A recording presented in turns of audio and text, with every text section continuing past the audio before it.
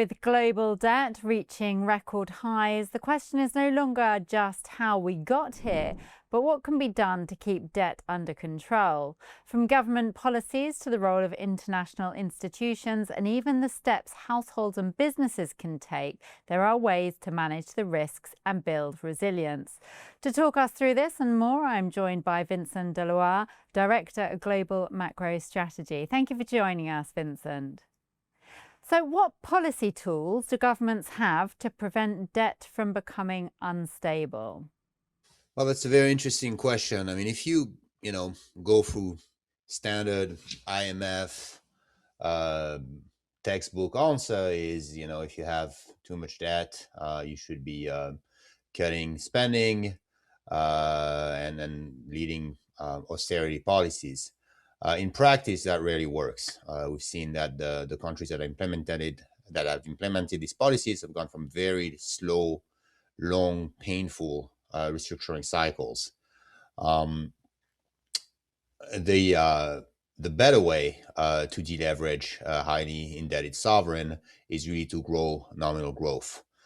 So that can be done via, of course, higher real growth, high inflation, and also financial repression. You reduce borrowing costs. So basically, you ensure that you pay less on your liabilities than the revenues that you are collecting in. And over time, the debt kind of slowly fixes itself without having to resort to extremely painful austerity measures. And what role do international organisations like the IMF and World Bank play in managing debt crises? At the current moment, very little. We're having a bit of a crisis of multilateralism, if you will. There's a major country that has a blocking veto and a majority of rights at the IMF that is not too interested in these kind of international organizations. The mood is pretty grim in DC. I mean, it's not like these guys were working very hard anyway before. I mean, these are kind of typical international organizations that take a very long time, usually do very little, and that's part, I think, of the criticism that the U.S. administration is levying against them, albeit brutally. I mean, in the design, the idea was that the World Bank would be kind of financing kind of hard projects like, building dams and power plants and using guaranteed loans. Really, that was its main advantage. I mean, the fact that you could not really default on the World Bank. Over time, I think a lot of that has been degraded. International organizations are very good at providing high-paying jobs for people who go to the school I went to, for example. It's not very clear how much they do on the ground. There was a competition from emerging institutions. China, of course, set up a rival system. One Belt One Road Initiative probably did more infrastructure project in 10 years than the World Bank did in 70. And then the IMF was supposed to kind of intervene as a lender of last resort during financial crisis. Now, the truth is we haven't had major financial crisis really since, I would say, the Eurozone debt crisis, when the IMF was indeed quite involved with the European Commission and the European Central Bank. The closest thing we've had lately was Argentina, which, I mean, the joke is, Argentina has a crisis every decade and lasts for about 10 years. But this time, this crisis was handled bilaterally by a decision of the Treasury. So there is a deep crisis for international organization, mostly because of the geopolitical climate, and I don't think it's getting really resolved anytime soon. And how can the global financial system itself evolve to reduce debt vulnerabilities? I would say one of the biggest cause for this global debt crisis is always, or not always, but at least for emerging markets, it's currencies. It's people who borrow in currencies that they cannot print because at some point, they have high tax revenue. They found some natural resources in the country. They want to, build infrastructure, or they straight out corruption. And then, when the boom lasts, everything's fine. And then suddenly something happens, commodity prices crash, demand is not as strong, and then you end up with a very large liability in a currency that you cannot print, and then that's when you ask for a bailout. So really, the biggest, I mean, there's one thing to do is really reduce the amount of foreign currency borrowing, which is something that we've seen. I mean, if you look at the typical vulnerable emerging market countries, the one that are maybe not like Argentina, let's say that only every 20 or 30 years that have major debt crises.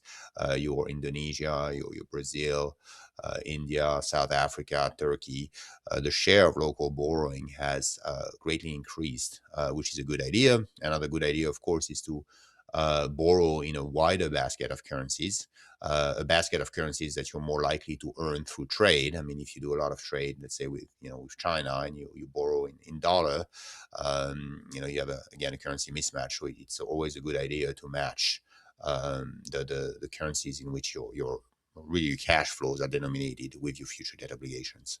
And that ties in a little bit into the debate. I think where many of the geopolitical issues we're having are about the use of the dollar as a global reserve currency, and whether it's optimal both for the world and for the US. And there's a good case to be made that it's not.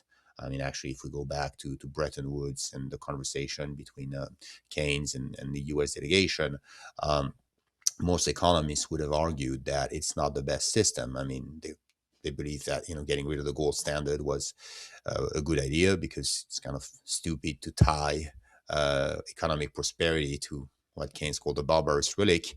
The idea was to move to something else that would be managed cooperatively. At the time, we just couldn't do it, and that has never been fixed. And as a result, the dollar has kind of taken that role, which ideally should be held by a neutral asset, which would allow for a cleaner settlement of these debt imbalances. Beyond governments, what do businesses do to safeguard themselves in a high debt world? And it's, how do you protect yourself from, alcohol or drugs? I mean, just don't drink, bro. So that would be the first, the first advice is to be careful with leverage. Of course, businesses are naturally leveraged. I mean, uh, just through the operations, I mean, you have fixed assets, so that creates a certain degree of operating leverage. And then you can magnify that with financial leverage. And of course, the great thing with leverage is that if it works, if your calculations are right, it multiplies your return without having to put more equity. And that's the reason why businesses in general like leverage, and why we have seen a surge in private equity, corporate debt, and then lately private credit.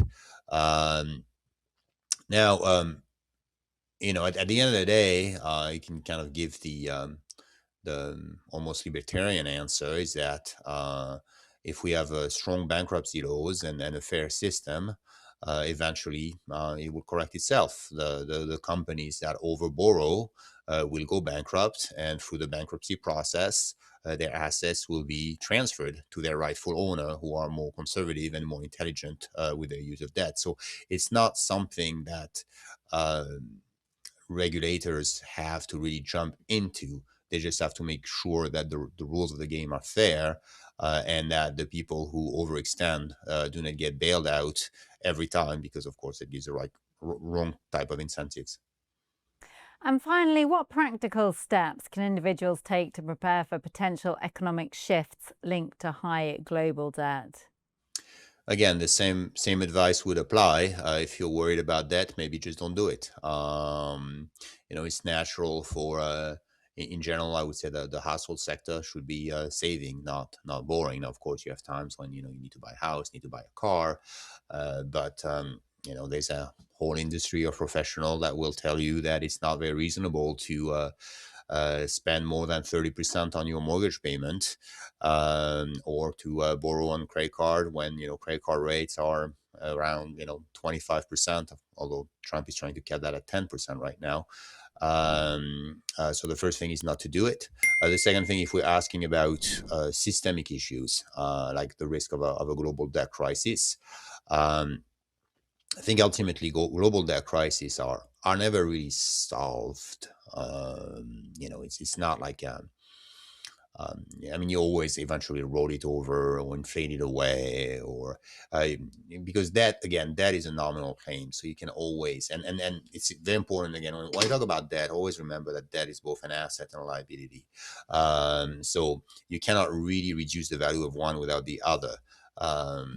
Which means that most debt crises eventually are solved via a mix of inflation and financial repression. So as a investor or a saver, you want your portfolio to be protected from the risk of financial repression and high inflation. Financial repression really means that over time you earn less than nominal growth with government bonds. So that would argue for a lower allocation to bond, keeping your duration short, which is something that we've recommended for the past 5 years. And effectively, long-term treasuries have had a negative return of about 10% a year for the past 5 years, which is stunning. And then for secular inflation, I mean, these are all the themes that we cover on the research, and I've been on many podcasts. And certainly we see it today with price of precious metals rising, alternative stores of value like cryptocurrencies. And I would argue even equities. I mean, to some extent, I mean, equities are a real claim on real assets, on cash flow that grow with inflation. So again, it all comes back to prudence, discipline, and diversification. Well, thank you very much for your insights once again. For more videos like this, please do like and subscribe.